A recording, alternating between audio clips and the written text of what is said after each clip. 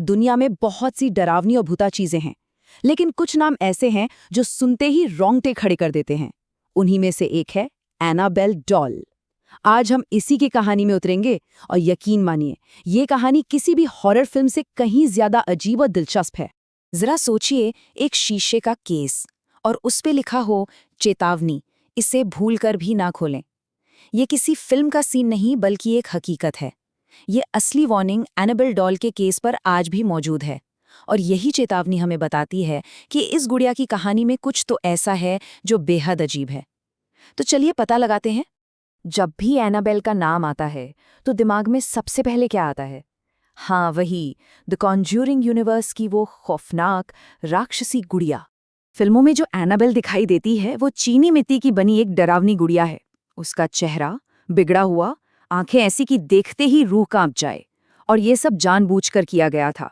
Filmmakers चाहते ही थे कि इसे देखकर लोगों के दिल में खौफ पैदा हो। और कहना पड़ेगा, एनाबेल का फिल्मी करियर जबरदस्त रहा है। 2013 में द कॉन्ज्यूरिंग में पहली बार दिखने के बाद तो जैसे वो छा गई। उसकी अपनी पूरी एक फिल्म ट्रायलॉजी बनी, एनाबेल, एनाबेल क्रिएशन और एनाबेल कम्स होम। यही नहीं, एक्वामैन और शज़ैम जैसी फिल्मों में भी उसके छोटे मोटे रोल थे। मतलब देखते देखते वो एक मॉडर्न हॉरर आइकॉन बन गई। मगर फिल्मों की इस चकाचौंध से परे एक और कहानी है, एक ऐसी कहानी जिसे सच्ची घटना बताया जाता है। ये वो कहानी है जिसे दुनिया के मशहूर पैरानॉर्मल इन्वेस्टिगेटर्स एड और लोरेन वॉरेन ने सबके सामने रखा था। तो अब फिल्म से निकलकर उस असल कहानी की तरफ चलते हैं। तो बात है 1970 की। डोना नाम की एक स्टूडेंट नर्स को ये गुड़िया तोहफे में मिलती है और फिर शुरू होता है अजीब घटनाओं का सिलसिला। गुड़िया अपने आप हिलने डुलने लगती है, कभी एक कमरे में मिलती तो कभी दूसरे।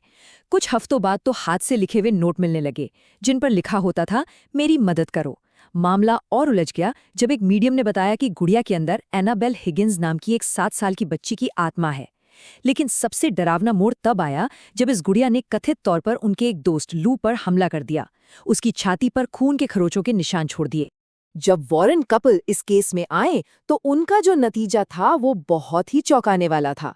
उन्होंने साफ साफ कहा, ये किसी बच्ची की आत्मा नहीं है, ये एक शैतानी ताकत है, एक दानवी शक्ति जो बस इस गुड़िया का इस्तेमाल कर रही है। उनके मुताबिक उस शक्ति का असली मकसद किसी इंसान के शरीर पर कब्जा करना था। तो अब वक्त आ गया है उस बड़े खुलासे का, फिल्मी दुनिया के खौफ और असल दुनिया की हकीकत के बीच का पर्दा उठाने का। और ये जानकर शायद सब हैरान रह जाएंगे। तो सबसे बड़ा सवाल, आखिर असली एनाबेल दिखती कैसी थी? यही वो सवाल है जो हमें इस पूरी कहानी के सच के और करीब ले जाएगा। ये देखिए, फर्क बिल्कुल साफ है, जमीन आसमान का। एक तरफ है फिल्म की वो चीनी मिट्टी वाली डरावनी गुड़िया और दूसरी तरफ कपड़े और ऊन से बनी, चेहरे पर एक प्यारी सी मुस्कान वाली एक बिल्कुल मामूली सी गुड़िया। यकीन करना मुश्किल है ना? जी हाँ, यही है असली एनाबेल, एक स्टैंडर्ड रैगडी एंड डॉल। उस जमाने में बच्चों के लिए ये एक बहुत ही आम खिलौना हुआ करता था। इसे देखकर भला कौन कह सकता है कि इसके पीछे इतनी खौफनाक कहानी जुड़ी होगी। और रैगडी एंड गुड़िया का इतिहास तो और भी दिलचस्प है।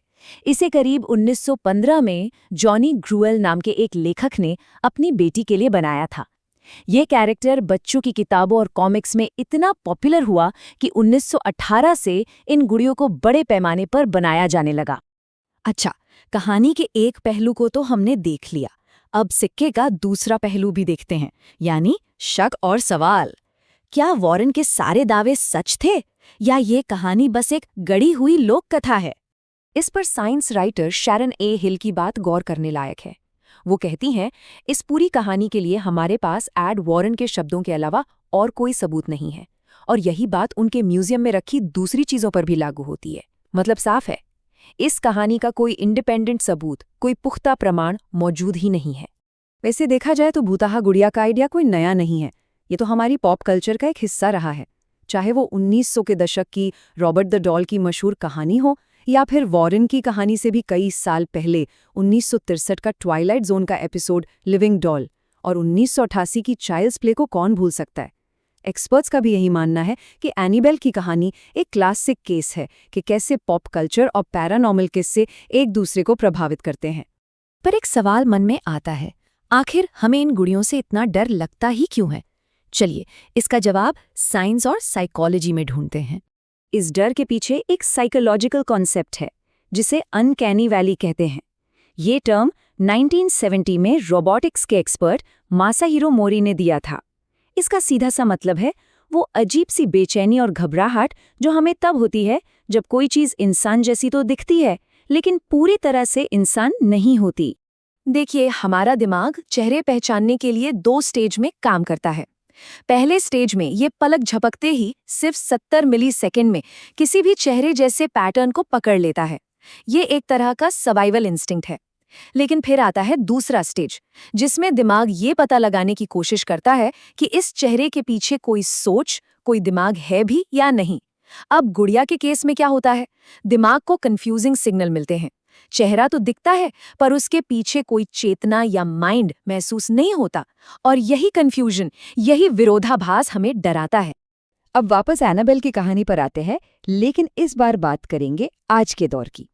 देखते हैं कि हाल फिलहाल की घटनाओं ने इस लेजेंड को कैसे जिंदा रखा है। साल 2019 में वॉरेन्स का मशहूर ऑकल्ट म्यूजियम तो बंद हो गया, लेकिन कहानी खत्म नहीं हुई।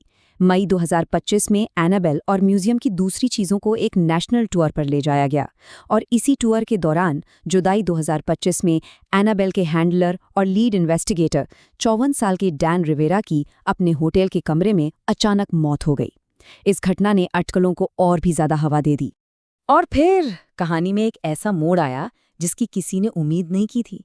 अगस्त 2025 में मशहूर कॉमेडियन मैट राइफ ने वॉरेन का घर ही खरीद लिया, और इसके साथ ही वो एनाबेल समेत उस पूरे भूताहा कलेक्शन के लीगल गार्डियन बन गए। यानी अब ये लेजेंड एक नए और शायद बहुत ही अनोखे रूप में आगे बढ़ेगा। तो आखिर में हम उसी सवाल पर आकर रुक जाते हैं, एनाबेल आखिर है क्या? एक शैतानी ताकत से भरे कोई चीज, एक मॉडर्न जमाने की लोक कथा, या फिर सिर्फ हमारे अपने अंदर बैठे गहरे डरों का एक आईना? शायद इसका जवाब इस बात में है कि हम किस पर यकीन करना चाहते हैं।